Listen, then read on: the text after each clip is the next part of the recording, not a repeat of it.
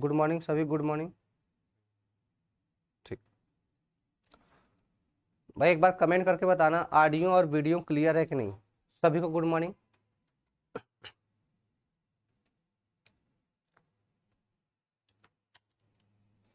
एक बार सभी लोग कमेंट करेंगे ऑडियो और वीडियो क्लियर है कि नहीं। दिव्यकरण, सुमित, हेमंत, ठीक है, शिव पूजन, आयुष, आशीष, रोशनी। सीयूटी का क्लास है क्या सर? अच्छा, अल्फा इंस्टीट्यूट सीयूटी क्लास, हाँ बिल्कुल बेटा, सीयूटी का क्लास है। शिवांगी, ईशा कुमारी, अभिषेक, ठीक है ना। सभी को गुड मॉर्निंग। एक बार कमेंट करके बता दो ऑडियो और वीडियो सभी तक पहुंच रहा है। सेशन को स्टार्ट करेंगे। आज मैग्नेटिज्म का लास्ट लेक्चर रहेगा, ठीक है। ठीक बेटा, देखो हम चुंबकत्व पढ़ रहे हैं। क्या पढ़े बेटा? चुंबकत्व। चुंबकत्व पढ़ रहे हैं जिसका नाम है मैग्नेटिज्म, है ना। आज का लेक्चर नंबर 4 और लास्ट है, ठीक है। कुछ चीज़ें मैंने पीछे पढ़ाई थी, जैसे शैथिल्य के बारे में मैंने पढ़ाया था। शैथिल्य क्या होता है भाई? जैसे किसी पदार्थ की जो प्रॉपर्टी है, अगर उसी प्रॉपर्टी मतलब उसी पाथ पर, जैसे किसी पाथ पर वो डिपेंड कर रहा है, उसी पाथ को दोबारा से रिपीट करता है, तो उसे हम शैथिल्य कहते हैं। क्या कहते हैं? शैथिल्य। जैसे इसमें यहाँ पे दो चीज़ें होंगी, एक कंपेयर करने के लिए होगा, तो दो चीज़ें यहाँ पे देखने मिली। रेंटिविटी दिखने को मिलेगा, जैसे जिसको हम हिंदी में कहते हैं आवेश चुंबकत्व, है ना, आवेशक। और दूसरा निग्राहिता। दो चीजें हम यहाँ पर पढ़ेंगे, ठीक है बेटा। सभी को गुड मॉर्निंग। सर फिजिक्स का नंबर बताइए। अरे बेटा, फिजिक्स का नंबर बता दिया जाएगा, ठीक है बेटा। तो मैग्नेटिज्म का आज लास्ट चैप्टर है। कल से पढ़ेंगे विद्युत चुंबकीय प्रेरण, है ना। नेक्स्ट सेशन जो अगला हमारा चैप्टर रहेगा विद्युत चुंबकीय प्रेरण, विद्युत चुंबकीय प्रेरण, यह नेक्स्ट चैप्टर रहेगा हमारा, ठीक है ना। ठीक है, अपना नेक्स्ट चैप्टर क्या रहेगा? विद्युत चुंबकीय प्रेरण। एक लास्ट बचेगा प्रत्यावर्ती धारा, और अपना सेशन हो जाएगा खत्म, ठीक है। सिलेबस खत्म हो जाएगा, उसके बाद रिवीजन करेंगे, ठीक है भाई। रिवीजन के साथ क्या होगा? जैसे एक क्वेश्चन उठाया जाएगा, और उस क्वेश्चन को इस तरह से उठाया जाएगा कि उसके जितने फार्मूले उसको डिटेल में बताते हुए क्वेश्चन को सॉल्व करवा दिया जाएगा, फिर आपको क्वेश्चन दे दिया जाएगा, आप करते रहेंगे, ठीक है। चलो भाई, तो मैं थोड़ी सी चीजें फिर से बता दूं। जैसे मैंने शैथिल्य के बारे में पढ़ाया था, हो सकता है कुछ लोग ना रहे हों, मैं फिर से एक बार उसको रिवाइज करा दूं। शैथिल्य देखो होता क्या है। सर आज न्यूमेरिकल होगा? बिल्कुल आज न्यूमेरिकल होगा, बिल्कुल होगा भाई। शैथिल्य क्या होता है? शैथिल्य क्या होता है उसके बारे में चर्चा करते हैं। कहते हैं लव चुंबकीय पदार्थों पर आरोपित, क्या बोलते हैं बेटा? लव चुंबकीय पदार्थों पर आरोपित चुंबकीय क्षेत्र हटा लेने पर। जैसे समझो कोई लव चुंबकीय पदार्थ है, जैसे आपने कह दिया हमारे पास एक मैग्नेटिज्म पदार्थ, जैसे कोबाल्ट हो गया, निकिल हो गया, लव चुंबकीय पदार्थ है। इसके ऊपर हम एक चुंबकीय क्षेत्र लगाए। अब इसको मैं चुंबकीय क्षेत्र वापस से जब हटा लूंगा, जब चुंबकीय क्षेत्र हटा लूंगा, फिर भी इसके अंदर कुछ चुंबकीय गुण रह जाता है, फिर भी इसके अंदर कुछ चुंबकीय गुण रह जाता है, ठीक है। देखो क्या कह रहा है, जैसे अर्थात हटा लेने पर मतलब एच इक्वल टू जीरो, जो मैग्नेटिक फील्ड है वह एच इक्वल टू जीरो, हटा दिए तो जीरो हो गया। कहते हैं पर कुछ डोमेनों का चुंबकीय आघूर्ण, कुछ डोमेनों का मतलब कुछ पार्ट का आघूर्ण इन पर आरोपित चुंबकीय क्षेत्र की दिशा में ही बना रहता है। डोमेन का मतलब कुछ भाग का जो चुंबकीय आघूर्ण है उसी दिशा में बना रहता है जिस दिशा में पहले था, जिस दिशा में पहले था बना रहता है। परिणाम स्वरूप इनमें अवशेष चुंबकीय बना रहता है, और इसी को मतलब अपने पूर्व पथ पर बने रहना, अपने पूर्व स्थिति में बने रहना ही क्या कहलाता है? शैथिल्य कहलाता है। जैसे आपने चुंबकीय क्षेत्र लगाया, आपने चुंबकीय क्षेत्र लगाया, उसके अंदर चुंबकीय आघूर्ण किसी डायरेक्शन में जनरेट हो गया, फिर चुंबकीय क्षेत्र को हमने हटा दिया, फिर भी कुछ भाग में उसके चुंबकीय आघूर्ण उसी दिशा में बना रहता है, और इसी को शैथिल्य कहते हैं,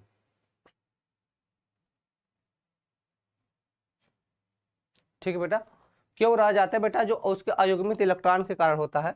जैसे देखो एक शैथिल्य का ग्राफ बनाया गया है, अगर हम इसको देखें, जैसे आप जो इसी ग्राफ पे वापस से देखो, यहाँ से शुरू हुआ, जैसे यहाँ पर हमने देखा कि यह यहाँ से ई से शुरू किया मैंने, यह इस पथ पर गया चुंबकीय क्षेत्र की दिशा में, लेकिन चुंबकीय क्षेत्र हटा लेने पर भी यह इसी डायरेक्शन में बना रहता है, इसी दिशा में बना रहता है, और इसी को बोलते हैं शैथिल्य ग्राफ के नाम से जानते हैं, ठीक है बेटा।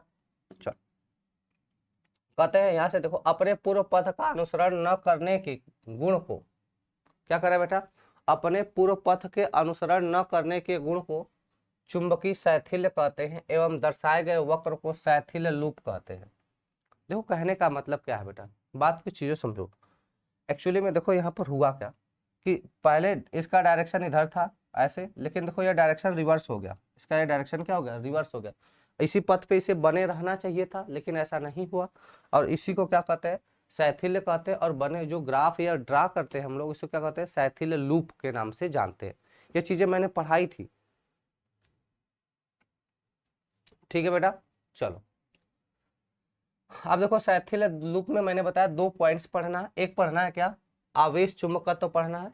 क्या पढ़ना है बेटा, एक पढ़ना है आवेश नहीं अवशेष होता है, आवेश नहीं यहाँ पर अवशेष है ना। क्या पढ़ना है बेटा, अवशेष चुंबकत्व तो पढ़ना है, ठीक है ना। क्या पढ़ना है, अवशेष चुंबकत्व, और दूसरा पढ़ना है निग्राहिता। एक पढ़ना है अवशेष चुंबकत्व, जिस दूसरा पढ़ना है निग्राहिता। यही 2 टॉपिक है, यही दोनों टॉपिकों से क्वेश्चन आते हैं, उसके बाद चैप्टर से कुछ भी नहीं आता, ठीक है। बात को समझो। कहते हैं अब यच के मान को घटाते हैं। पहले क्या किया गया, स्टार्टिंग में जैसे हम किसी चुंबकीय पदार्थ के ऊपर चुंबकीय क्षेत्र लगाते हैं, फिर करा हटा लेते हैं, फिर भी चुंबकीय आघूर्ण कुछ उसके डोमेन्स में रहता है, कुछ पार्ट में रहता है, ठीक है ना। फिर करा धीरे धीरे कम करिए, इसके जो चुंबकीय क्षेत्र है उसको हटाइए मत, थोड़ा स्लोली कम करिए, धीरे धीरे डिक्रीज करिए। क्या होता है, कहते हैं घटाते हैं तो आई का मान आई का मान भी घटता है, मतलब चुंबकीय क्षेत्र का मान घटाने पर विद्युत धारा का भी मान घटता है,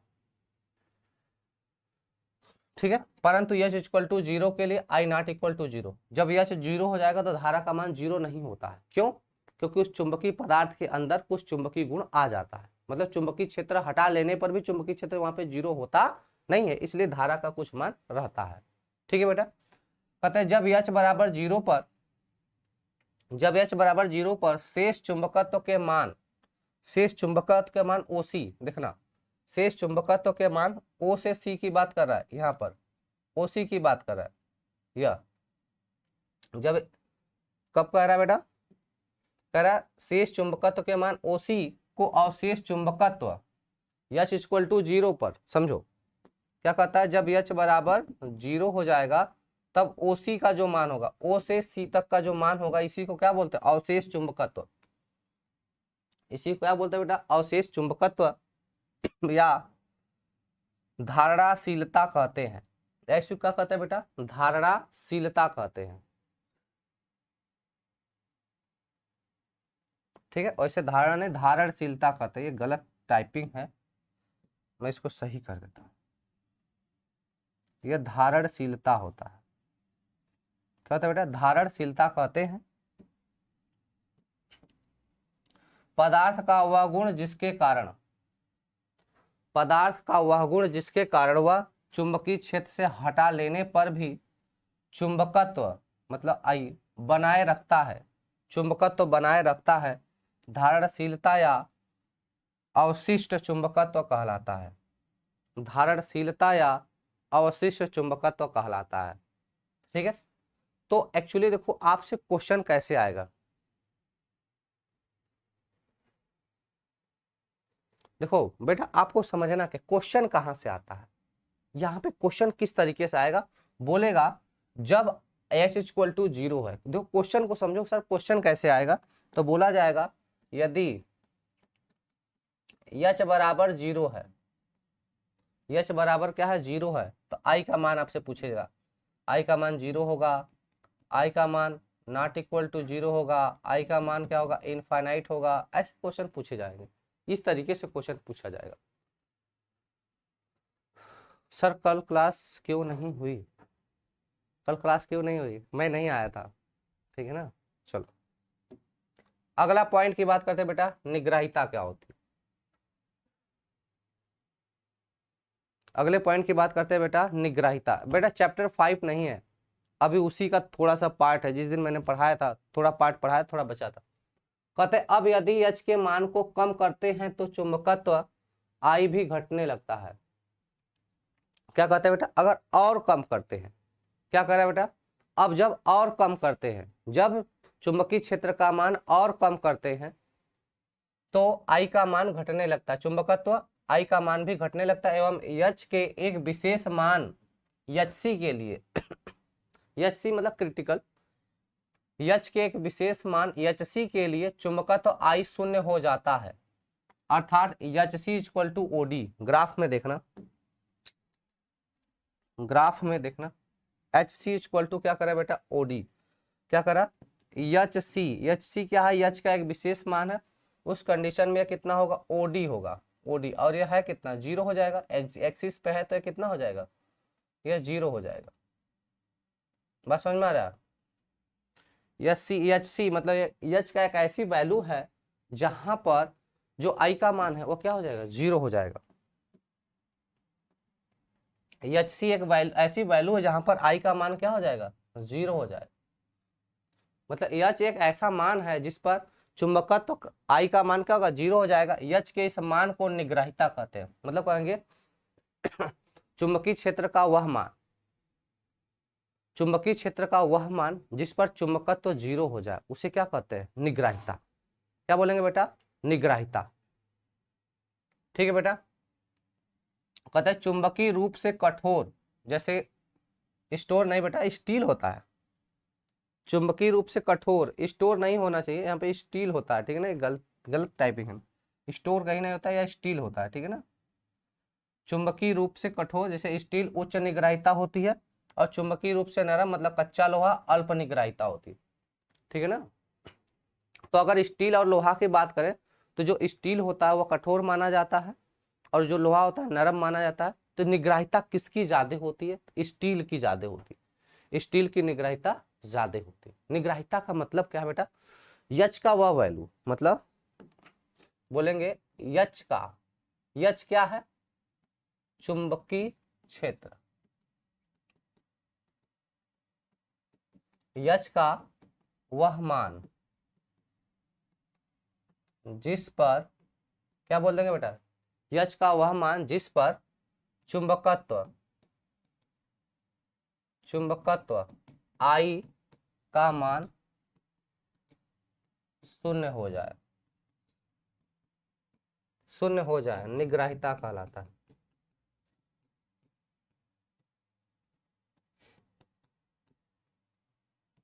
निग्रहिता कहलाता है।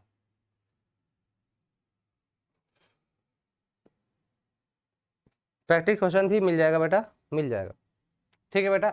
यहां तक अगर किसी को डाउट है तो एक बार पूछ लो, बता देंगे, फिर आगे चलेंगे। अब हम लोहा और स्टील में थोड़ा सा कंपैरिजन करेंगे 2 मिनट, लोहे और स्टील में 2 मिनट का कंपैरिजन है, दोनों को कंपेयर कर लेंगे, फिर उसके बाद खत्म हो जाएगा, इससे रिलेटेड क्वेश्चन कर लेंगे और ये चैप्टर भी आज खत्म हो जाएगा। और मैं जो अगले सेशन में इसका टेस्ट होने वाला है कुछ क्वेश्चन मैं दे दूंगा, आप लोग तैयार कर लेना, टेस्ट में वही सब क्वेश्चन लगेंगे, ठीक है बेटा। अच्छा 1 नंबर वाला, चलो बेटा यह देखो 1 नंबर वाला यही है। 1 नंबर वाले में क्या कर रहा है, अवशेष चुंबकत्व क्या होता है, अवशेष चुंबकत्व। अवशेष चुंबकत्व का मतलब है भाई सिंपल समझो कि अगर यच का मान हम 0 कर दें, समझो अवशेष चुंबकत्व का मतलब है अगर किसी पदार्थ को चुंबकीय क्षेत्र में रखते हैं, अगर किसी पदार्थ को चुंबकीय क्षेत्र में रखते हैं, चुंबकीय क्षेत्र में रख दिया मैंने किसी पदार्थ को, तो अब उसके बाद अगर हम चुंबकीय क्षेत्र को हटा देते हैं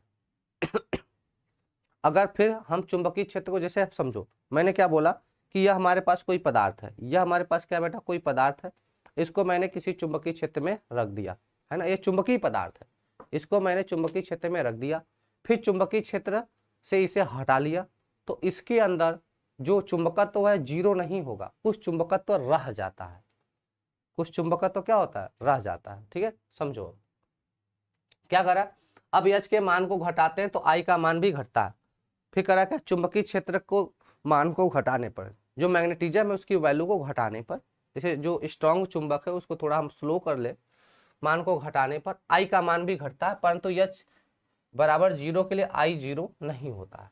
परंतु यहाँ पर देखो एक लाइन बोला जा रहा है कि जब एच 0 होगा तब आई 0 नहीं होगा, मतलब चुंबकीय क्षेत्र हटा लोगे तो टोटली चुंबकत्व जो होगा वह 0 नहीं होगा। जब H बराबर 0 होगा। भैया डायमंड वायमंड नहीं होता, डायमंड यार पागल हो, डायमंड अचालक होता है। कहते हैं जब H बराबर 0 पर शेष चुंबकत्व के मान OC के अवशेष चुंबकत्व या धारणशीलता कहते हैं। क्या कर रहा है H बराबर 0 पर, अब ग्राफ में देखो, जब H बराबर 0 है, जब H बराबर क्या बेटा 0, मैं इसको एक ग्राफ बना देता हूँ अलग से, मैं एक अलग से ग्राफ बना देता हूँ इसके लिए, कुछ ऐसा ही है। तो यहाँ पर क्या है बेटा 0 है, यहाँ पर क्या है 0 है। तो यह H बराबर 0 पर यह यहाँ से यहाँ तक के मान को ही क्या कहते हैं, अवशेष चुंबक कहता है धारणशीलता। यहाँ से यहाँ तक को मान को क्या कहते हैं, धारणशीलता। यही चीज बताना चाहता है पहली पॉइंट में। बात समझ में आ रहा है कि नहीं? चलो आई होप कि आप लोग को समझ में आएगा। मतलब H बराबर 0 पर यह जो इसका मान है, यहाँ से यहाँ तक के वैल्यू को, आई के वैल्यू को, आई मतलब चुंबकत्व है, उसके मान को ही क्या बोलते हैं, धारणशीलता। देखो कह रहा है क्वेश्चन क्या इसमें कि भाई H बराबर 0 के लिए आई नॉट इक्वल टू 0, आई मतलब यहाँ से चुंबकत्व मैग्नेटिज्म है। H बराबर 0 पर फिर आगे कह रहा है H बराबर 0 पर शेष चुंबकत्व के मान, H बराबर 0 पर जितना चुंबकत्व बचा है। मैंने बताया ना कि अगर किसी पदार्थ को चुंबकीय क्षेत्र में रखते हैं तो उसके अंदर कुछ चुंबकत्व आ जाता है, फिर चुंबकीय क्षेत्र को हटा लेने पर इसमें चुंबकत्व 0 नहीं होता है, इसमें चुंबकत्व 0 नहीं होता है। चुंबकत्व 0 नहीं होगा मतलब कुछ चुंबकीय आघूर्ण बचा रहता है, और उसी बचे हुए चुंबकीय आघूर्ण को, मतलब जब चुंबकीय क्षेत्र हटा लेते हैं तो उस पदार्थ के अंदर जो चुंबकत्व बचा रहता है उसे ही क्या बोलते हैं हम लोग, धारणशीलता कहते हैं। मतलब अवशेष चुंबकत्व या धारणशीलता कहते हैं। ठीक है बेटा। कहते हैं पदार्थ को वह गुण जिसके कारण चुंबकीय क्षेत्र से हटा लेने पर भी चुंबकत्व बनाए रखता है, धारणशीलता या अवशिष्ट चुंबकत्व कहलाता है। यहाँ तक हो गया होगा, अब समझ में आ गया। मतलब चुंबकीय क्षेत्र हटा लोगे तो चुंबकत्व 0, मतलब ये थोड़ी ना चिपकाना बंद कर देगा, चुंबकत्व 0 नहीं होगा। चल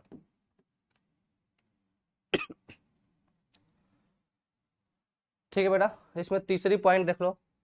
कहते हैं जब H के मान को विपरीत दिशा की ओर बढ़ाते हैं, अगला मान है,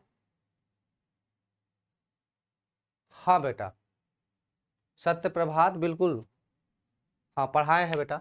जब H के मान को विपरीत दिशा में बढ़ाते हैं, जब H के मान को हम विपरीत दिशा में बढ़ाते हैं तो पदार्थ विपरीत दिशा चुंबकीय रूप से संतृप्त हो जाता है।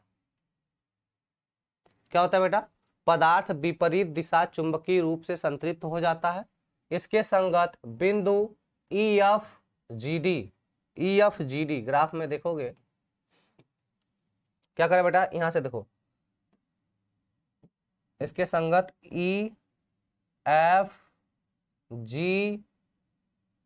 क्या कर रहा है, EFGD है ना, EFGB ये वाला ग्राफ यहां से देखना, करा इसके संगत EFGB, यह नीचे वाली लाइन की बात हो रही है, EFGB।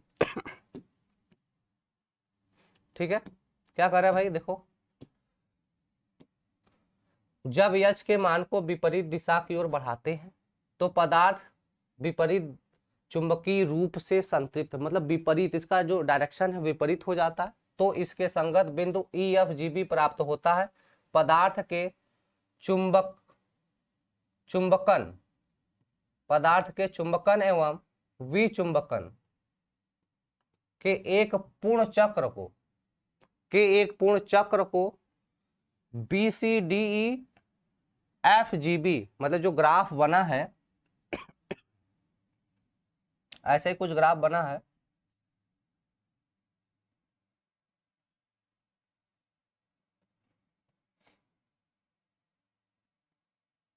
ऐसे ही पूरा ग्राफ बना EFGBD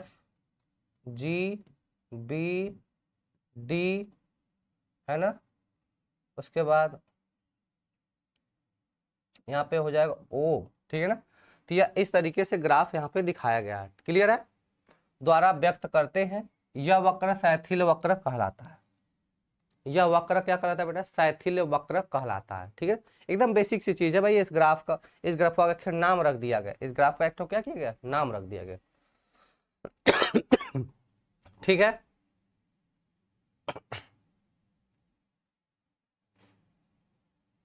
चलो आगे चलते हैं। चौथी पॉइंट नहीं है, अब इसके में हम कंपैरिजन देखेंगे, कंपैरिजन देखते हैं।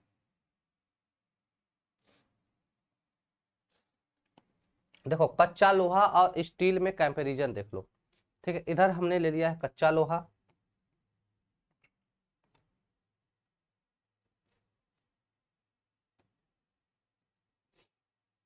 इधर देखो। अभी थोड़ी देर पहले मैंने बताया कि सर कच्चा लोहा के लिए निग्रहिता ज्यादा होती है, कच्चा लोहा के लिए निग्रहिता ज्यादा होती है। निग्रहिता होती क्या है, निग्रहिता क्या होती है भाई, कोई अब कमेंट करके बताओ। अभी थोड़ी देर पहले मैंने बताया कि निग्रहिता होती क्या है। ठीक है ना, बोलो भाई, कमेंट करके बताओ निग्रहिता होती क्या है।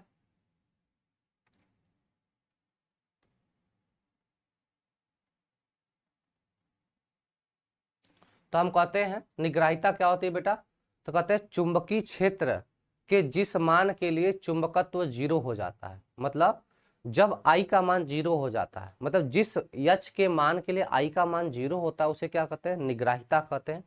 तो स्टील के लिए निग्रहिता ज्यादा होती है और नर्म लोहे के लिए निग्रहिता कम होती है। क्या होती है बेटा, स्टील के लिए निग्रहिता ज्यादा होती है और लोहे के लिए, नर्म लोहे के लिए निग्रहिता कम होती है। बात समझ में आ गया।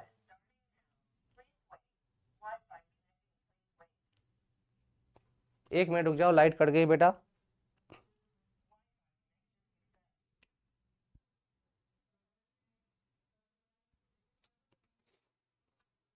एक मिनट रुक जाओ बेटा, लाइट कट गई है।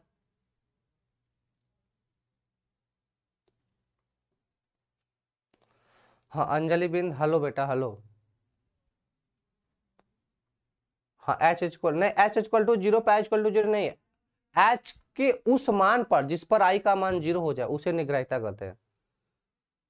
हाँ यह चीज सही है, ठीक है ना। यच के उस मान पर, मतलब सिंबली बोले, यच के जिस मान पर आई का मान 0 हो जाए, चुंबकत्व का मान 0 हो जाए, उसे निग्रहिता कहते हैं। बिल्कुल, H equal to zero, pi equal to zero कभी नहीं होगा।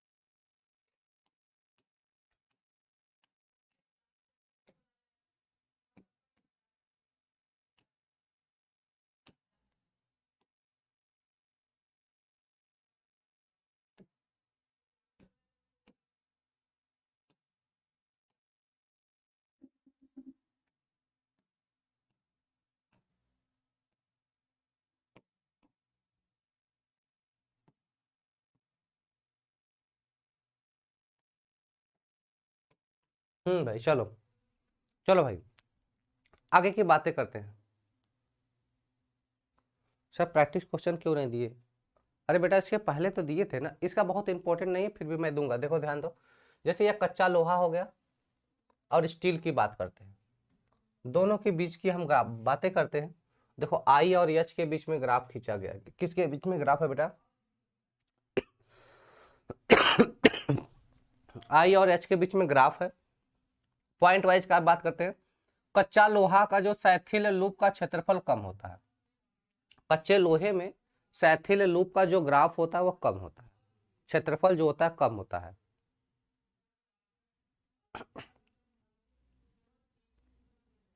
बात समझ में आ रहा है, फिर से समझो। कच्चे लोहे के लिए जो सैथिल लूप, जो इसका क्षेत्रफल है, सैथिल लूप यही है, सैथिल लूप है ना बेटा।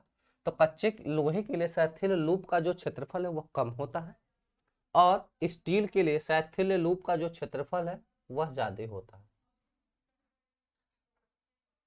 ठीक है, शैथिल्य लूप जो स्टील के लिए होगा उसका क्षेत्रफल ज्यादा होगा।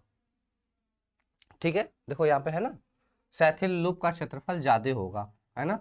मतलब अब पूछा क्वेश्चन कैसे पूछा जाएगा कि ऊर्जा हानि किसमें कम होती है किसमें ज्यादा, क्वेश्चन यह पूछा जाए ऊर्जा हानि।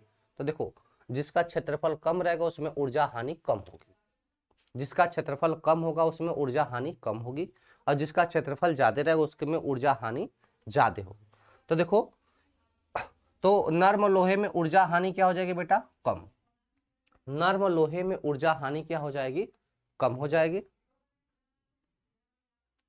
और स्टील में ऊर्जा हानि क्या हो जाएगी बेटा, ज्यादा हो जाएगी। स्टील में ऊर्जा हानि क्या हो जाएगी बेटा, ज्यादा हो जाएगी।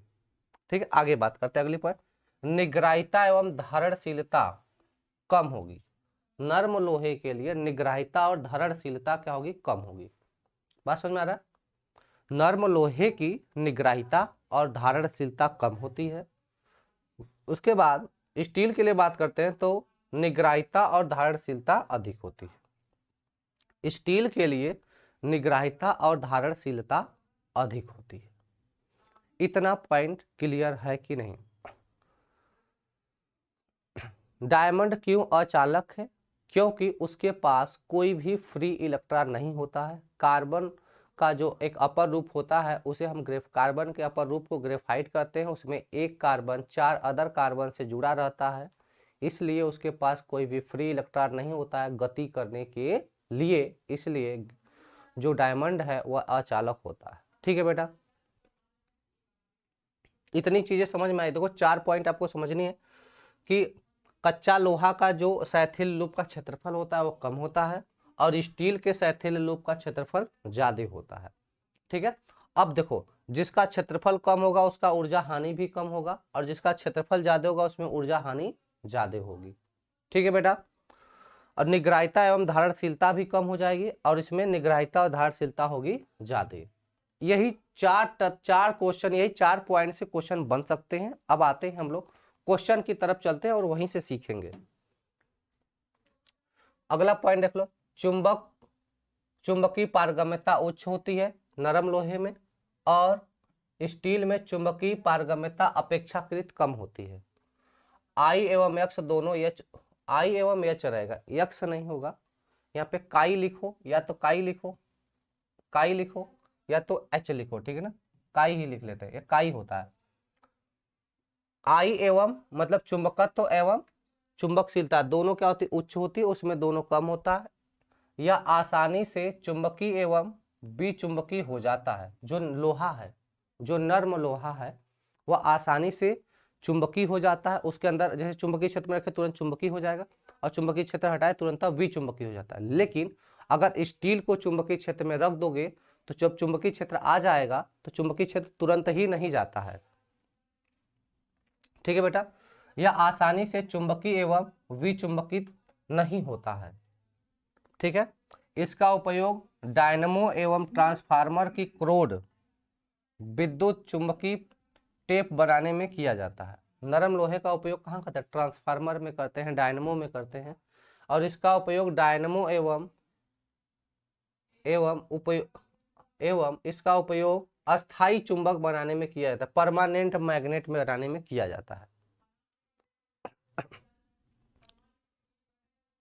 ठीक है, परमानेंट मैग्नेट बनाने में किया जाता है।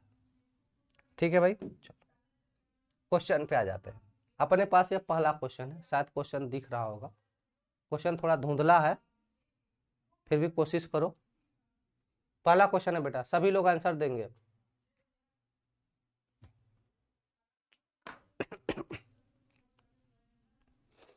पहला क्वेश्चन बेटा सभी लोग आंसर देंगे।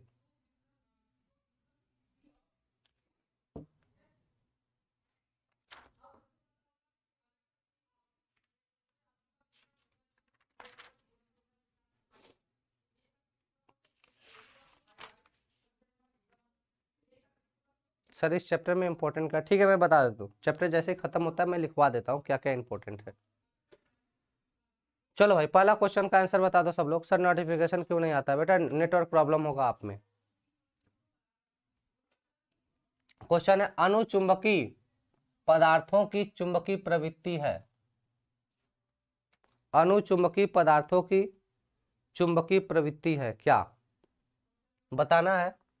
धनात्मक किंतु बहुत उच्च, ऋणात्मक, ऋणात्मक और बहुत उच्च, धनात्मक किंतु कम। कौन सा ऑप्शन सही होगा? अनुचुंबकीय क्या होता है? अनुचुंबकीय क्या होता है बेटा? अनुचुंबकीय क्या होता है? आनंद पारीक, बिल्कुल सही बेटा, D is the right answer होगा यहाँ पे। अनुचुंबकीय क्या होता है बेटा? धनात्मक होता है, पॉजिटिव होता है, लेकिन क्या होता है? कम होता है। धनात्मक होता है किंतु क्या होता है? कम होता है। ठीक है।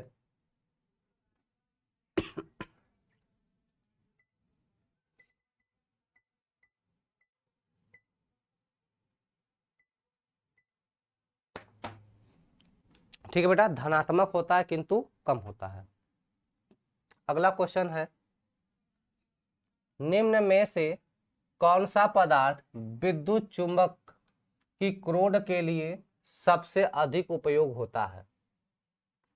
निम्न में से कौन सा विद्युत चुंबक की क्रोड के लिए सबसे अधिक उपयोग होता है?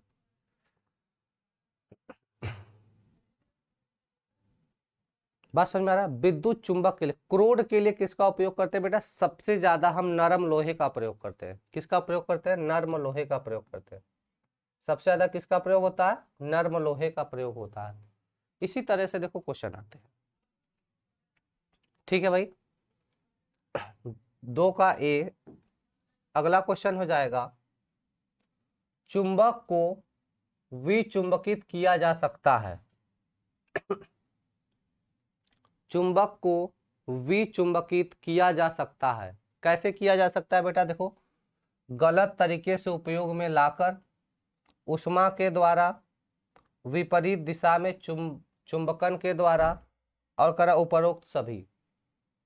उपरोक्त सभी तो गलत तरीके से उपयोग में लाकर, और दूसरा उष्मा के द्वारा। अभी मैंने बताया था, नेक्स्ट पहले क्लास में मैंने बताया था कि अगर किसी चुंबकीय पदार्थ को या किसी चुंबक को गर्म करोगे तो उसका चुंबकीय गुण खत्म हो जाता है। तो उसका चुंबकीय गुण खत्म हो जाता है। ठीक है बेटा, तो क्या हो जाएगा? उपरोक्त सभी। उपरोक्त सभी। अगला क्वेश्चन है,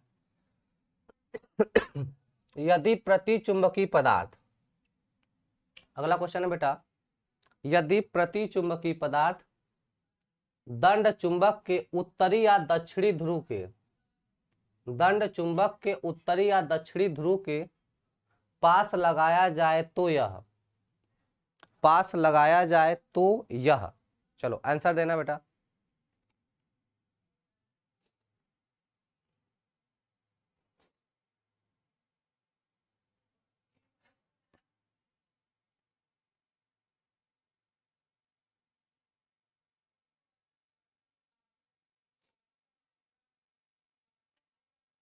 चलो भाई, करा यदि प्रति चुंबकीय पदार्थ दंड चुंबक के उत्तरी या दक्षिणी ध्रुव के पास लाया जाए तो क्या होगा? ध्रुवों द्वारा आकर्षित होता है, ध्रुवों द्वारा प्रतिकर्षित होता है। उत्तरी ध्रुव द्वारा प्रतिकर्षित तथा दक्षिणी ध्रुव द्वारा आकर्षित होता है।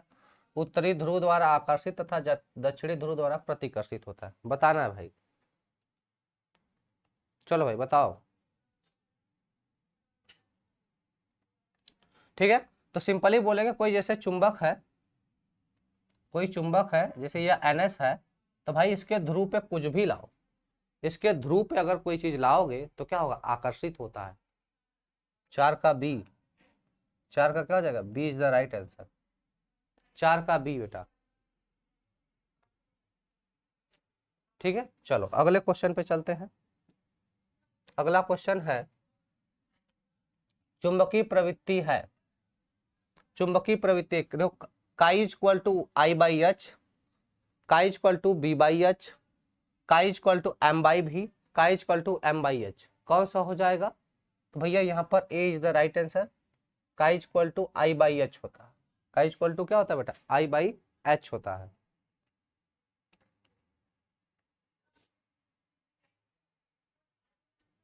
ठीक है, देखो ये सब थ्योरेटिकल क्वेश्चन है और बहुत इंपॉर्टेंट क्वेश्चन है, ये सब पूछे गए क्वेश्चन है बड़े बड़े एग्जाम में, जैसे दिल्ली यूनिवर्सिटी, अलीगढ़ मुस्लिम यूनिवर्सिटी, ये सब क्वेश्चनों, जैसे इलाहाबाद यूनिवर्सिटी, इन सब एग्जामों में क्वेश्चन आ चुके हैं और वहीं से हम सब क्वेश्चन लेकर आते हैं। बात को समझो, जैसे आप लोग सोचते हो ना सर क्वेश्चन कहाँ से लाते हो, ठीक है, आप लोग पूछते हो ना सर क्वेश्चन कहाँ से लाते हो, तो भाई इन्हीं सब जो सेंट्रल यूनिवर्सिटियां हैं जो एग्जाम अपनी कराती हैं, उन्हीं से क्वेश्चन लेकर हम लोग आते हैं।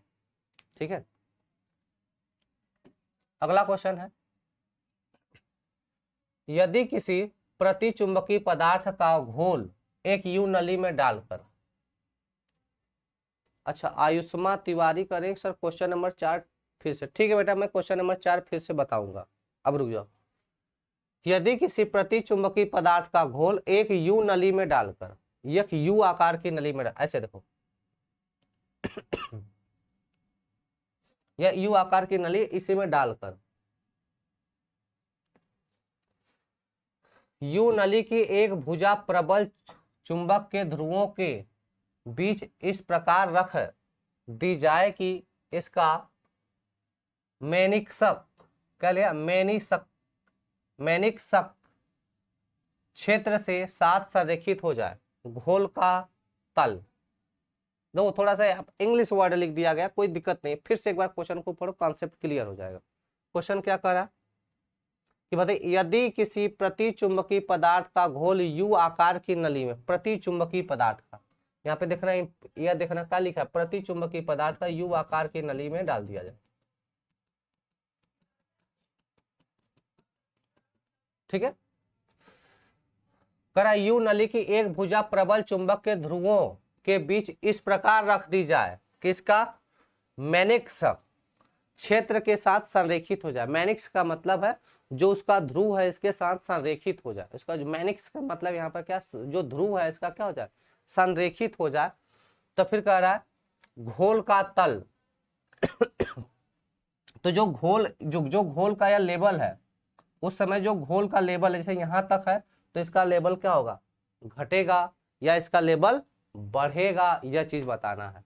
तो भाई देखो, प्रतिचुंबकी था और एक प्रबल चुंबक के ध्रुवों के बीच में इस प्रकार से रख दिया जाए, तो क्या होगा, इनका लेवल क्या होगा, गिरेगा, इनका लेवल क्या होगा, गिरेगा। देखो क्वेश्चन नंबर 4,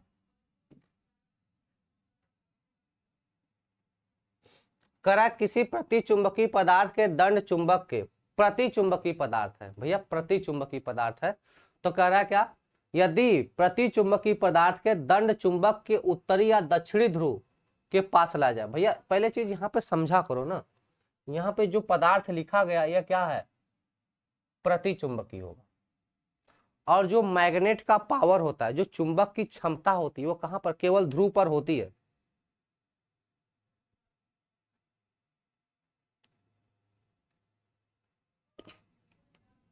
ठीक है बेटा, समझो, तो ये क्या लिखा है बेटा, प्रतिचुंबकीय पदार्थ है, ये क्या है, प्रतिचुंबकीय पदार्थ है। तो जब प्रतिचुंबकीय पदार्थ को किसी चुंबक के समीप लाओगे तो हमेशा प्रतिकर्षण ही तो होगा, हमेशा क्या होगा, प्रतिकर्षण ही तो होगा, रिपेल करेगा, हटो हमसे दूर, हटो हमसे दूर। बात समझ में आ रहा है कि नहीं, अब समझो भैया, तुम लोग को नहीं समझ में आ रहा समझो, जैसे अब यू आकार, 6वें क्वेश्चन पे आ जाओ तो मैं तुम लोग को समझाता हूं। क्वेश्चन नंबर 6 पे आ जाओ, समझो, जैसे एक यू आकार की नली की बात करें, जैसे समझो हमारे पास ये बोतल हो गया, समझ भैया, 6 नंबर के लिए समझ, ये हमारे क्या हुआ भैया, एक यू आकार की नली करा हमने, कर दिया एक बोतल है, एक बॉटल है, इतना तो ठीक है। अब समझ भैया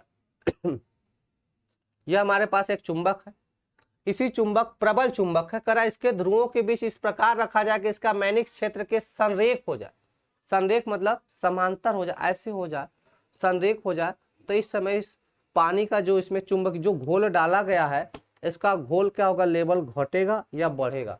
तो भैया जब संरेखित हो जाएगा तो उस समय क्या होगा, इसका वह आकर्षित करेगा, इसको प्रबल चुंबक है, ये स्ट्रॉन्ग मैग्नेट है, तो आकर्षित करेगा तो इसका लेवल धीरे धीरे नीचे हो जाएगा। ठीक है,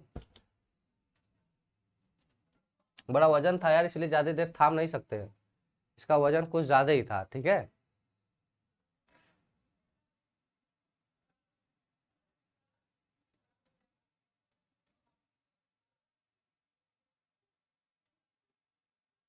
चलो अगले क्वेश्चन पे।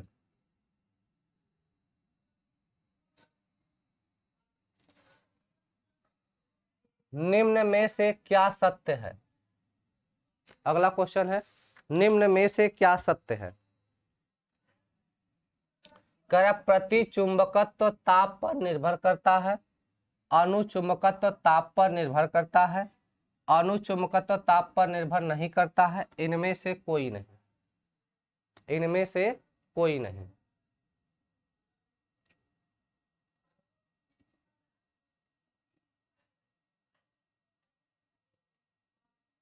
सर मोबाइल चुंबक कहते, सर इसको मोबाइल चुंबक कहते हैं? अरे मोबाइल थोड़ा था, ये मोबाइल थोड़ी है, कुछ और है, यह मोबाइल थोड़ी है, कुछ और ही है। ठीक है बेटा, तो इसका बी वाला ऑप्शन, समय लगता है क्वेश्चन में टिक पहले से लगा है ना, आंसर दिख रहा है, मे भी हमें भी लग रहा है। अनुचुंबकत्व ताप पर निर्भर करता है, ये टिक पहले से लगा है। ठीक है, क्वेश्चन बनाने में मिस्टेक हुआ होगा, ठीक है ना, तो ये टिक पहले से लगा, इसी का आप लोग लाभ उठा ले रहे हो ना, ये टिक लग गया, इसी का लाभ आप लोग उठा रहे हो, मुझे पता है, मुझे पता चल गया है। शैथिल्य के बारे में असत्य कथन, शैथिल्य के बारे में असत्य कथन बताना। ठीक है बेटा, शैथिल्य के बारे में असत्य कथन बताना है।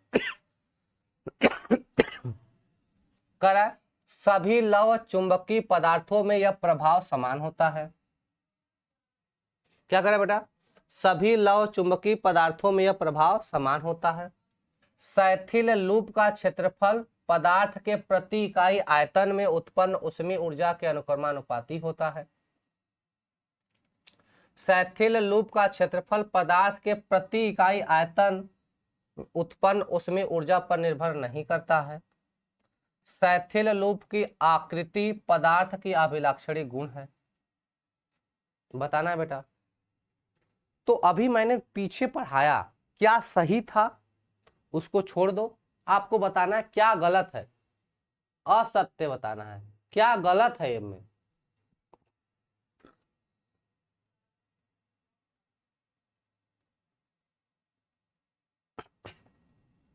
ठीक है बेटा, बात समझ रहे हो कि नहीं? हाँ सुमित बिल्कुल सही कर रहे हो बेटा। तो शैथिल्य लूप का क्षेत्र, अभी मैंने पीछे शैथिल्य पढ़ाया, तो क्या सही था क्या गलत है, आप वहां से कंपेयर कर सकते हो। ठीक है, तो शैथिल्य लूप का क्षेत्रफल पदार्थ के इकाई आयतन उत्पन्न ऊष्मीय ऊर्जा पर निर्भर नहीं करता, क्योंकि अभी मैंने पीछे थोड़ी देर पहले आपको पढ़ाया था कि अगर आप ऊष्मा बढ़ाओगे तो चुंबकीय गुण खत्म हो जाता है। अगर आप टेम्परेचर बढ़ाओगे, अगर हीटिंग करोगे, किसी पदार्थ को अगर गर्म करोगे तो उसका चुंबकीय गुण खत्म हो जाता है। तो भाई ऊष्मा पर निर्भर करता है, तो इसमें कह रहा है ऊष्मा पर निर्भर नहीं करता है, मतलब यही गलत है।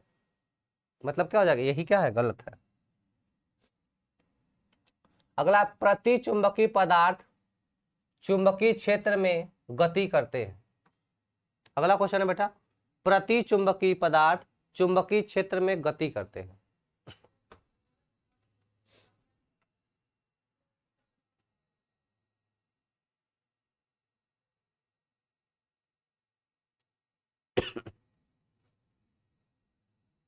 निर्भय सिंह भाई नहीं मिटा पाएंगे ना,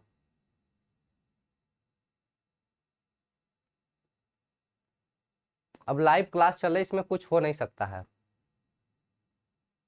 लाइव क्लास चले बेटा, इसमें हम कुछ कर नहीं सकते हैं अब। ठीक है, समझो भाई, प्रति चुंबकीय पदार्थ चुंबकीय क्षेत्र में गति करता है दुर्बल से प्रबल चुंबकीय क्षेत्र की ओर, चुंबकीय क्षेत्र के लंबवत, प्रबल से दुर्बल क्षेत्र की ओर, उपरोक्त में से किसी भी दिशा में नहीं।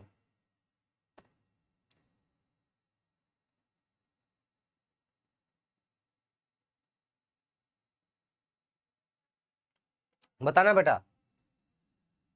चलो तुम लोग को दिख ही रहा है, प्रबल से दुर्बल चुंबकीय क्षेत्र की ओर, तुम लोग को दिख ही रहा है, तब क्या कहना। ठीक है, प्रबल से दुर्बल चुंबकीय क्षेत्र में, हाँ पता है, दिख रहा है।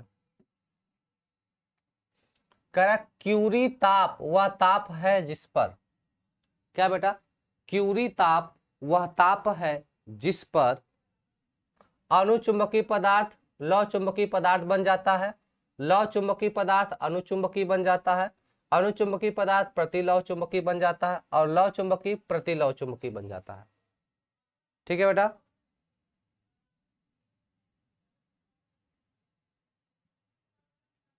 ठीक है बेटा, तो क्या बोलेंगे, लौ चुंबकीय पदार्थ को अगर हम गर्म करेंगे तो ये अणुचुंबकीय में बदल जाता है। अगर लौ चुंबकीय पदार्थ को गर्म करेंगे तो ये अणुचुंबकीय में बदल जाता है। चलो अगला क्वेश्चन है,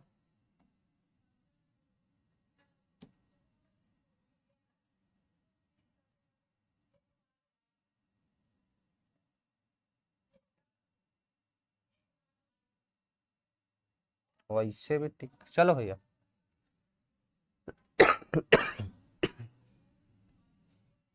चलो कमेंट करेंगे भाई। अगला क्वेश्चन है, किसी अणुचुंबकीय पदार्थ की चुंबकीय प्रवृत्ति, किसी अणुचुंबकीय पदार्थ की चुंबकीय प्रवृत्ति परम ताप T के अनुक्रमानुपाती होती है, नियत रहती है, T के व्युत्क्रमानुपाती होती है, T के साथ चर घातांकी के रूप में से घटती है, बताना है। तो भाई मैंने बताया था चुंबकीय प्रवृत्ति काई प्रोपोर्शनल टू 1/T, यह चीज बताई थी। चुंबकीय प्रवृत्ति को बेटा काई से दिखाते हैं, चुंबकीय प्रवृत्ति को बेटा किससे दिखाते हैं, काई से। यह परम ताप के व्युत्क्रमानुपाती होता है। तो C is the right answer, C is the right answer. ठीक है, अगला क्वेश्चन, अगला क्वेश्चन है, जब एक लौ चुंबकीय पदार्थ के टुकड़े को एक समरूप चुंबक, क्या कर रहा है बेटा, आंसर पे मत ध्यान दो, क्वेश्चन पे ध्यान दो, आंसर पे मत ध्यान दो बेटा, क्वेश्चन पे ध्यान दो। जब एक लौ चुंबकीय पदार्थ के टुकड़े को एक समरूप चुंबक क्षेत्र में रखते हैं तो इसके भीतर चुंबकीय फ्लक्स घनत्व, तो इसके भीतर चुंबकीय फ्लक्स घनत्व इसके बाहर की तुलना में 4 गुना है। चुंबकीय पदार्थ का चुंबकीय पारगम्यता बताना है, पदार्थ का चुंबकीय पारगम्यता बताना है।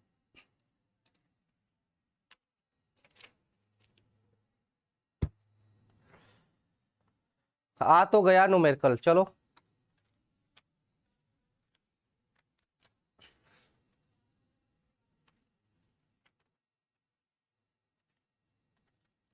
चलो भाई।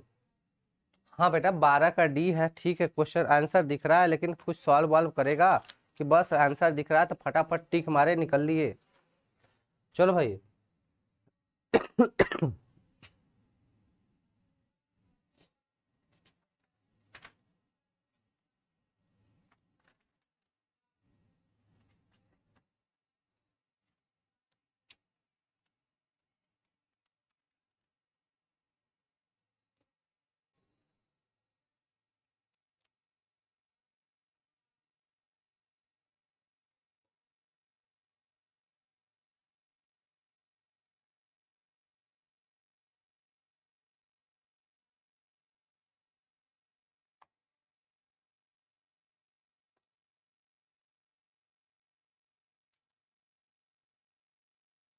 सर खत्म कर होगा, खत्म कब होगा क्लास।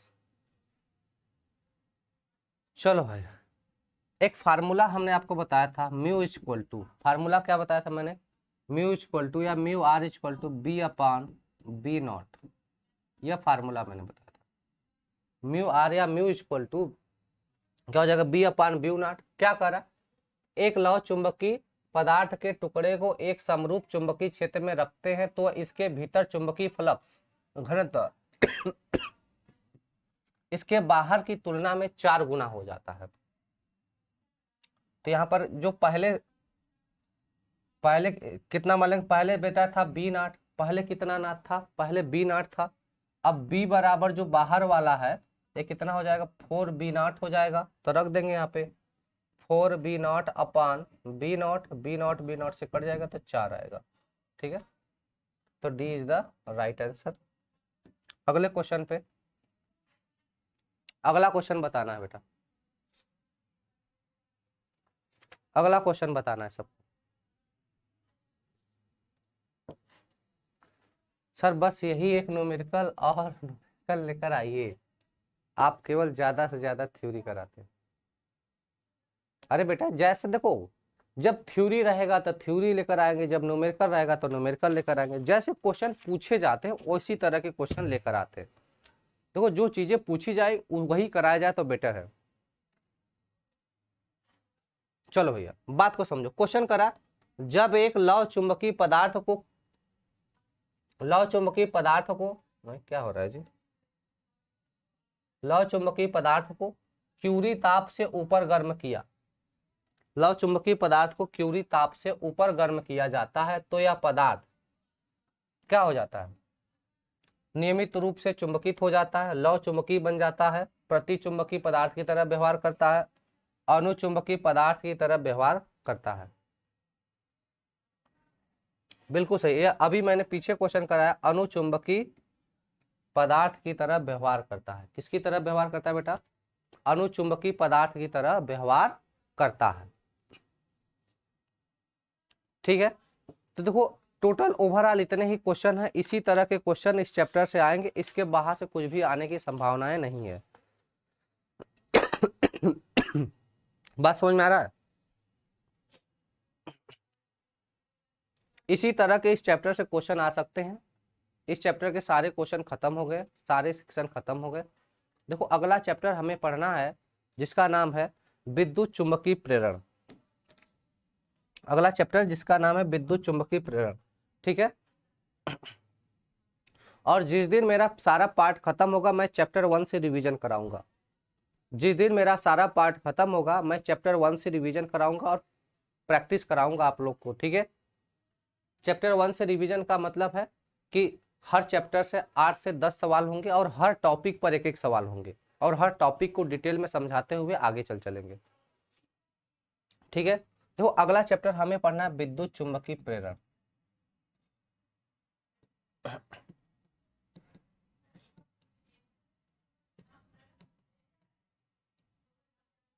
ठीक है बेटा, हाँ अब बता दीजिए तैयार क्या कर ले इसमें, क्या करें बेटा, अब बता दीजिए तैयार क्या कर ले इसमें। अच्छा यस सर,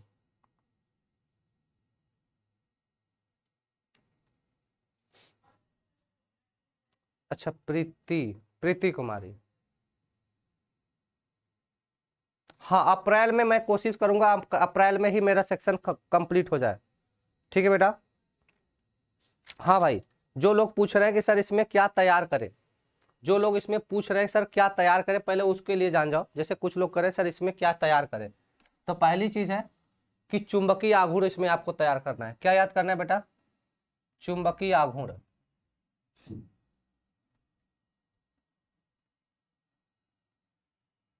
पहला टॉपिक आप इसमें तैयार करोगे, चुंबकीय आघूर्ण तैयार करोगे।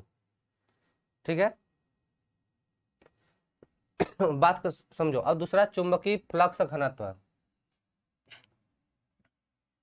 चुंबकीय फ्लक्स घनत्व। ठीक है बेटा, बात समझ में आ रहा है कि नहीं, चुंबकीय आघूर्ण और चुंबकीय फ्लक्स घनत्व याद करना है और चुंबकीय क्षेत्र की तीव्रता।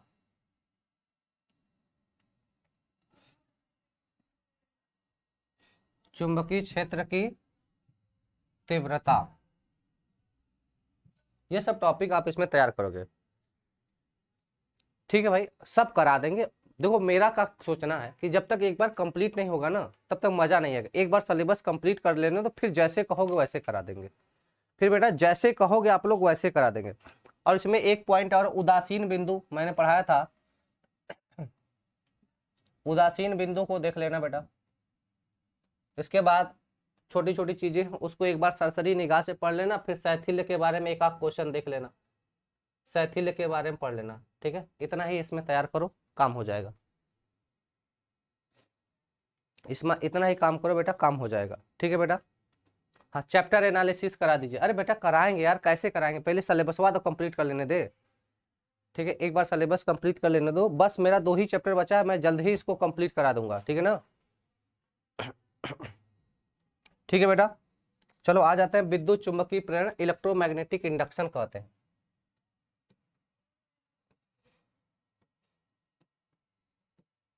विद्युत चुंबकीय प्रेरण, इलेक्ट्रोमैग्नेटिक इंडक्शन।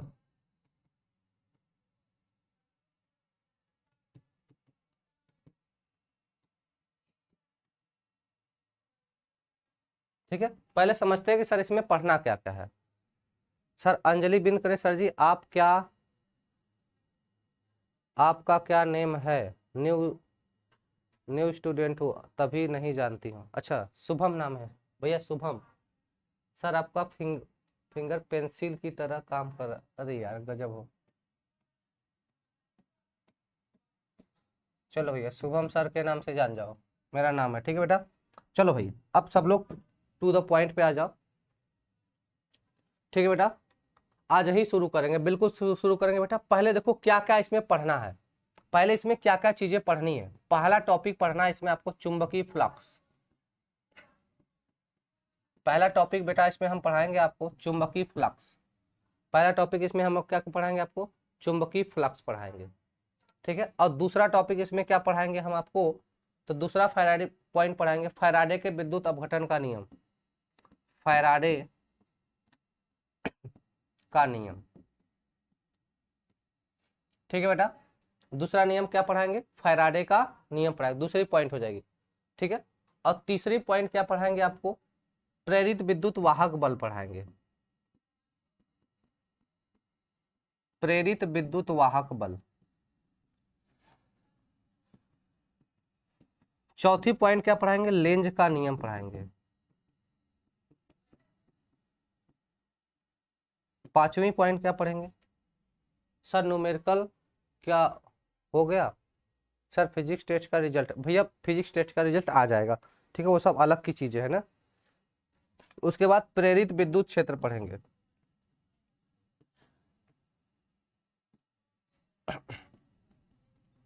क्या पढ़ेंगे मेरे भाई, 5 पॉइंट ये होगा। हेलो हेलो हेलो, ठीक है भाई।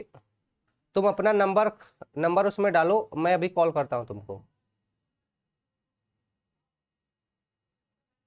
तुम अपना नंबर कमेंट बॉक्स में डालो, मैं कॉल करता हूँ, ठीक है, मैं नोट कर लेता हूँ, कॉल करता हूँ, ठीक है ना। ठीक है बेटा, ये 5 पॉइंट हो गया। अब आगे देखो क्या पढ़ना है। अब स्थानांतरी गति, इस के कारण चुंबकीय क्षेत्र, इसके अलग अलग प्रॉपर्टी पढ़ेंगे। मेन मेन में पॉइंट बता दे रहा हूँ कि क्या क्या आपको मैं इसमें पढ़ाऊंगा, क्या क्या इस चैप्टर में आपको पढ़ाऊंगा, वह चीजें मैं यहाँ पर बता देता हूँ, ठीक है बेटा। सर कोशिश करो कि कोशिश नहीं बेटा, खत्म हो जाएगा। आज कितने तारीख हो गया, आज 19 तारीख हो गया ना। 4 से 5 दिन लगेगा इसमें, 4 से 5 दिन लगेगा, उसमें मैं सारा खत्म कर दूंगा, आप टेंशन ना लो बेटा। आपसे ज्यादा मुझे चिंता है, ठीक है ना।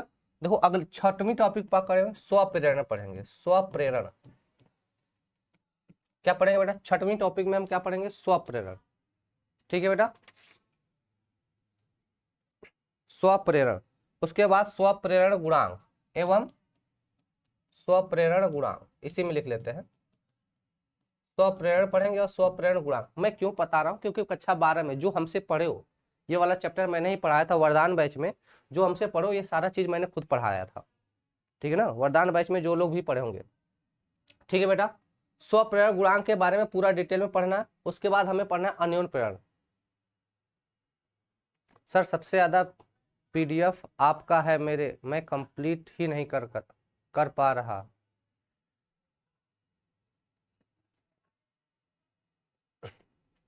ठीक है बेटा, चलो मैं फोटो ले लेता हूँ, अभी तुमको कॉल करता हूँ, क्लास लेने के बाद कॉल करेंगे, ठीक है बेटा।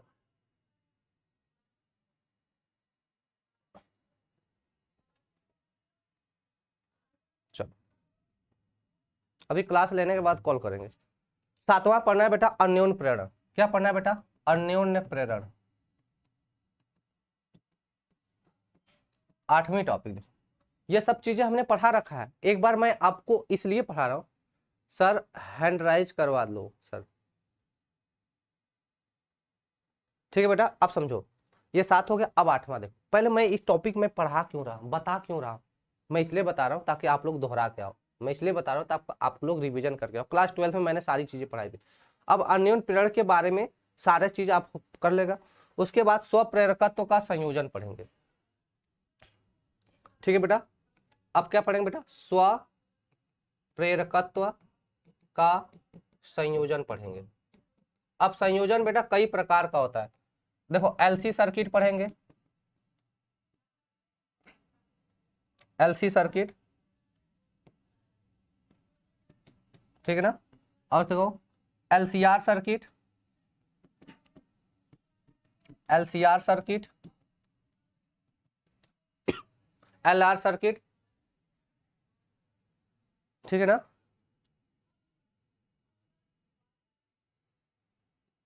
ठीक है बेटा, क्या पढ़ेंगे? एलसीआर सर्किट पढ़ेंगे, ठीक है ना। और इसमें ऊर्जा का क्षय, ऊर्जा की वृद्धि पढ़नी है, ठीक है। ये सारे टॉपिक इसमें हम लोग कवर करेंगे।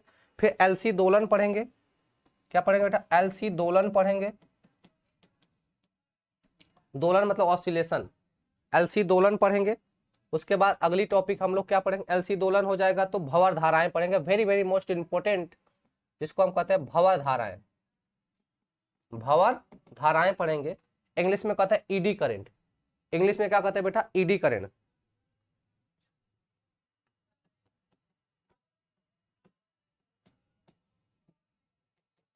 ईडी करंट, ठीक है। अगली पॉइंट पढ़ेंगे, very very most important. Eddy current बहुत इंपॉर्टेंट होता है, ईडी करंट पढ़ेंगे, ठीक है बेटा। फिर जनित्र पढ़ लेंगे, जिसको हम लोग एसी जनरेटर कहते हैं। जनित्र, इसी को हम कहते हैं डायनमो, है ना। इसी को बोल देते हैं एसी जनरेटर। क्या पढ़ लेंगे बेटा? एसी जनरेटर पढ़ लेंगे। सर्किट का मतलब परिपथ, सर्किट का मतलब परिपथ, है ना बेटा। इंग्लिश मैंने लिख दिया गलती से, कभी कभी हो जाता है। सर्किट का मतलब बेटा परिपथ होता है। क्या करें, आदत से मजबूर है, आदत से मजबूर है। इंग्लिश में पढ़ाने की आदत है, इसलिए हिंदी में पढ़ाने में थोड़ा बहुत इंग्लिश मुंह से निकल जाता है गलती से। मैं कोशिश करता हूं कि हिंदी में ही पढ़ाऊं, ठीक है भैया। अगली पॉइंट हम लोग क्या पढ़ लेंगे? अब इसके बारे में सारा डिटेल में हम लोग पढ़ेंगे। उसके बाद हम लोग पढ़ेंगे डीसी जनरेटर और ट्रांसफार्मर। एक हो जाएगा डीसी जनरेटर, डीसी जनरेटर, और लास्ट हो जाएगा अपने पास ट्रांसफार्मर। इतने टॉपिक इस चैप्टर में पढ़ने हैं। अरे भैया N type P type semiconductor है यार, वो सेकंड पार्ट में आपको नागेंद्र सर पढ़ाएंगे, ठीक है ना। सर ये चैप्टर कल से चालू होगा? नहीं बेटा, आज ही से चैप्टर चालू होगा। मैंने पहले आपको डिटेल में सारा चीजें बता दी हैं। इतने टॉपिक इस चैप्टर में हमें पढ़ने हैं, क्योंकि मैं इसलिए इसमें बता रहा हूँ कुछ समथिंग है स्पेशल। ये चैप्टर बहुत स्पेशल है। देखो एक होता है क्या, जिसको हम लोग पढ़ेंगे इसके प्रत्यावर्ती धारा, और यह वाला चैप्टर, दोनों बहुत ही स्पेशल चैप्टर है, बहुत ही खास है आपके लिए।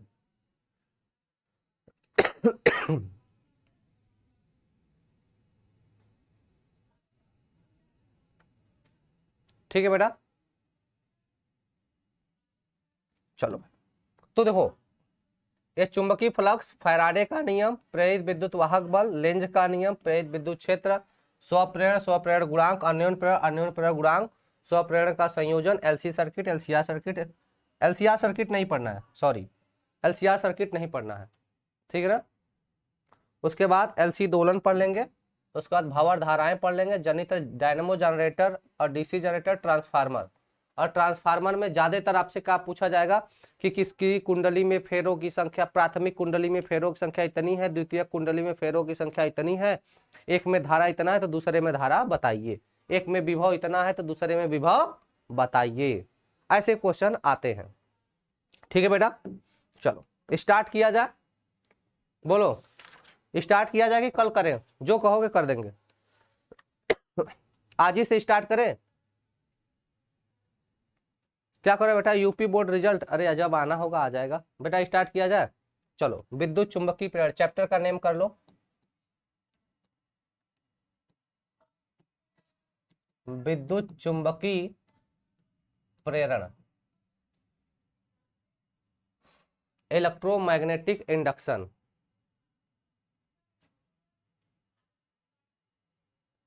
ठीक है बेटा, इलेक्ट्रोमैग्नेटिक इंडक्शन।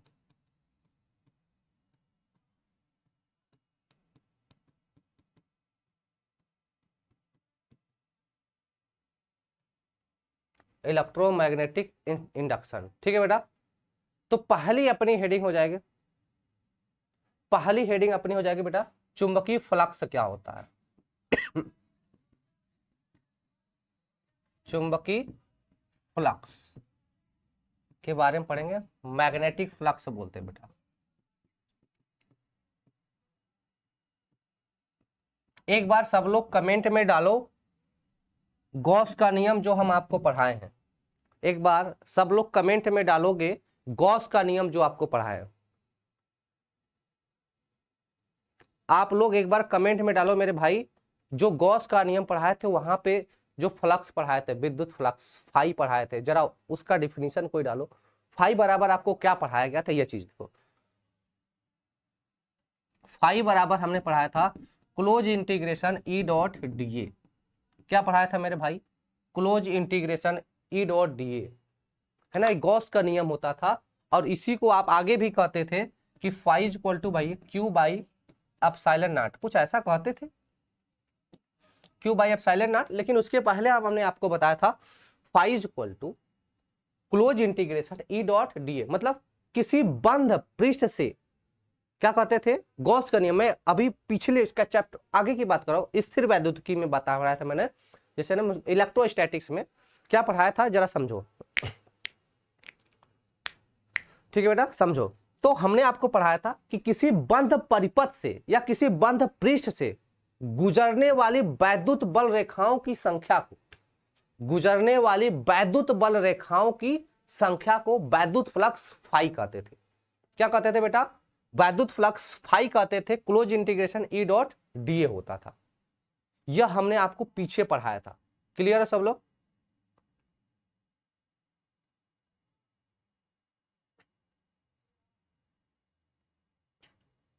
इतना क्लियर?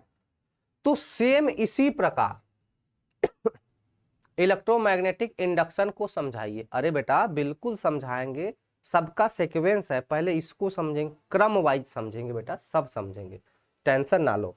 ठीक है ना, मैं हूं ना, समझाऊंगा, मेरी गारंटी है। नहीं समझ में आएगा तक है ना। सेम इसी प्रकार बेटा हम लोग यहाँ पे बोलेंगे इसी प्रकार से कि किसी पृष्ठ से, किसी सरफेस से या किसी क्षेत्रफल से गुजरने वाले कुल चुंबकीय बल रेखाओं की संख्या को, गुजरने वाले कुल चुंबकीय बल रेखाओं की संख्या को हम चुंबकीय फ्लक्स फाई कहते हैं। क्या कहते हैं बेटा, चुंबकीय फ्लक्स फाई कहते हैं। और यहां पर हो जाएगा phi is equal to close integration B dot D A. अंतर देखो, कोनो अंतर नहीं। यह क्या है, यह विद्युत फ्लक्स है। यह क्या हो जाएगा बेटा, यह विद्युत फ्लक्स है और यह हो जाएगा चुंबकीय फ्लक्स। अंतर समझ में आया? जहां पर ई था वहां पर बी हो गया। समझ में आया कि नहीं आया बताओ, बोलो भैया, सबको समझ में आया कि नहीं आया? एक बार कमेंट मारो। तो भाई विद्युत फ्लक्स क्या होता था, तो कहते थे किसी बंद गॉसियन पृष्ठ से या किसी बंद पृष्ठ से गुजरने वाली वैद्युत बल रेखाओं की संख्या को वैद्युत फ्लक्स फाई कहते हैं। इसी प्रकार बोलेंगे किसी पृष्ठ के अभिलंबवत, किसी पृष्ठ के अभिलंबवत गुजरने वाले चुंबकीय बल रेखाओं की संख्या को क्या बोलेंगे, चुंबकीय flux phi is equal to close integration B dot D A. B हो जाएगा, बस अंतर इतने का है। बात समझ में आ गया?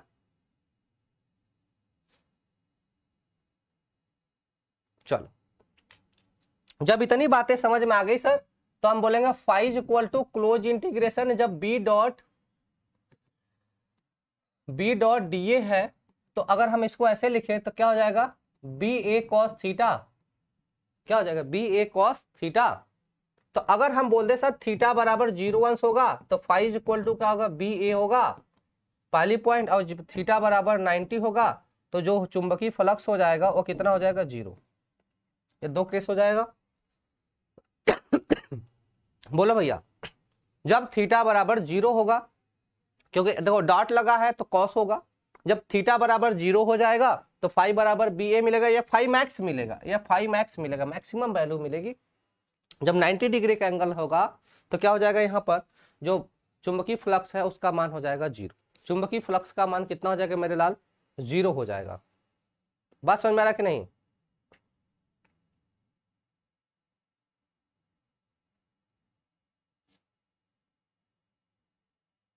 बोलो।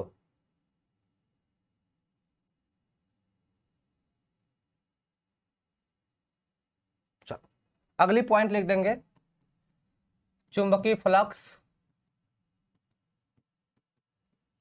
एक अदिश राशि है।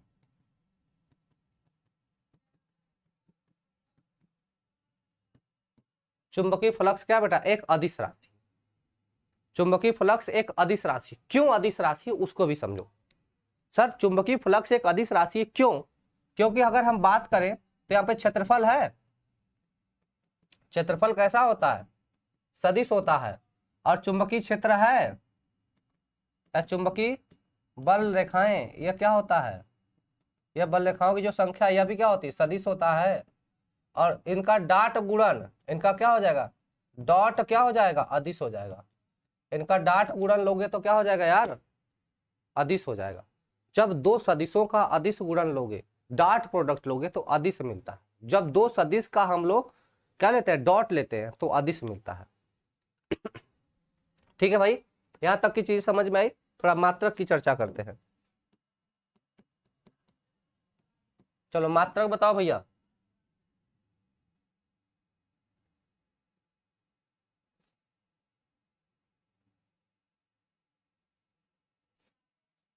ठीक है, मात्रक बताओ। तो एसआई मात्रक क्या हो जाएगा, एसआई मात्रक होता है वेबर, है ना। और सीजीएस मात्रक, सीजीएस मात्रक मैक्सवेल, मैक्सवेल। सीजीएस मात्रक क्या हो जाएगा मेरे भाई, मैक्सवेल हो जाएगा। ठीक है बेटा, क्या हो जाएगा, मैक्सवेल हो जाएगा। क्लियर है। गॉस भी बोल सकते हो, और उसका मात्रक गॉस पर गॉस सेमी स्क्वायर भी होता है, उसको भी बोल सकते हो। अन्य मात्रक में जैसे टेस्ला मीटर स्क्वायर भी होता है, इसका दूसरा मात्रक अन्य मात्रक में क्या हो जाएगा, टेस्ला मीटर स्क्वायर होता है। और दूसरा भी मात्रक लिख सकते हो, गॉस सेमी स्क्वायर होता है। यह सभी इसके मात्रक, ये अदर मात्रक में, यह भी मात्रक इसके होते हैं, यह भी मात्रक होते हैं। गॉस सेमी स्क्वायर भी होता है, टेस्ला सेमी स्क्वायर भी होता है। कुछ रिलेशंस भी जान जाओ, कुछ रिलेशंस भी जान जाओ। एक वेबर बराबर, एक वेबर बराबर 10⁸ मैक्सवेल होता है।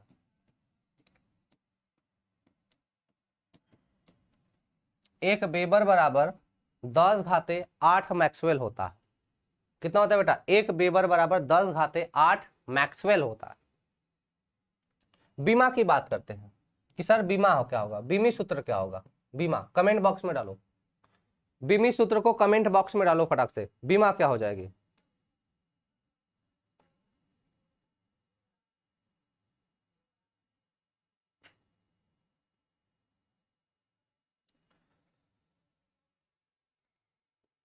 बीमा फाई का बीमा बताओ, फाई का चुंबकीय फ्लक्स फाई का बीमा बताओ। अंकुर कुमार सिंह करे सर क्लास को एंड किए करिए, अच्छा ठीक। क्या जाएगा बेटा, एम एल स्क्वायर टी के पावर -2 ए के पावर -1, ये इसकी बीमा होती है। फाई चुंबकीय फ्लक्स की बीमा क्या होती है, एम एल स्क्वायर टी के पावर -2 ए के पावर -1।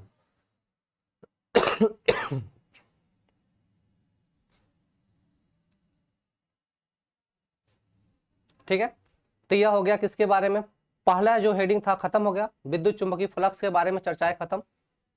अब दूसरा हेडिंग हमें पढ़ना है, क्या पढ़ना है? फैराडे का विद्युत चुंबकीय प्रेरण का नियम। फैराडे के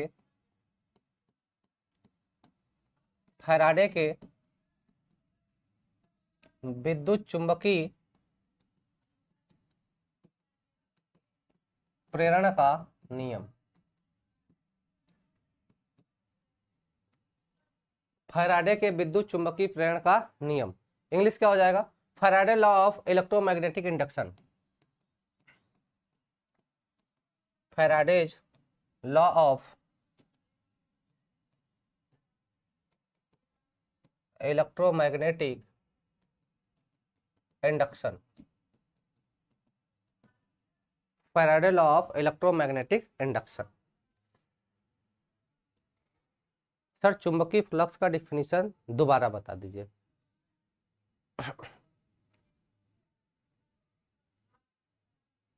ठीक है बेटा, कहते हैं चुंबकीय क्षेत्र में स्थित किसी तल के अभिलंबवत, सुन लो क्या बोलते हैं बेटा। चुंबकीय फ्लक्स का डिफिनीशन हमसे देखो प्रिंस राय दोबारा पूछ रहे हैं, आप लोग सभी लोग सुन लो। कहते हैं क्या? किसी पृष्ठ के अभिलंबवत गुजरने वाले वैद्युत बल रेखाओं की संख्या को हम लोग विद्युत फ्लक्स कहते थे। तो यहां पर हमें चुंबकीय फ्लक्स का बताना है, तो हम कहते हैं क्या? चुंबकीय क्षेत्र में स्थित, क्या बोलते हैं बेटा? चुंबकीय क्षेत्र में स्थित किसी तल के अभिलंबवत गुजरने वाले चुंबकीय बल रेखाओं की संख्या को चुंबकीय फ्लक्स फाई कहते हैं। और phi equal to close integration B dot D. Sir आप केवल सिलेबस खत्म करने में लगे हैं, ये नहीं देख रहे हैं कि हमें समझ आ रहा है या नहीं। सर आप इतना देर तक फोकस कैसे कर लेते हैं? कहाँ फोकस करना है बेटा? बात समझ में आ रहा है कि नहीं? चलो ठीक है, मैं क्लास को ओवर करता हूँ, कल क्लास लेते हैं, ठीक है ना? बोरिंग लग रहा है, कोई बात नहीं, क्लास को ओवर करते हैं। आज के लिए इतना है, ठीक है? कल कराते हैं।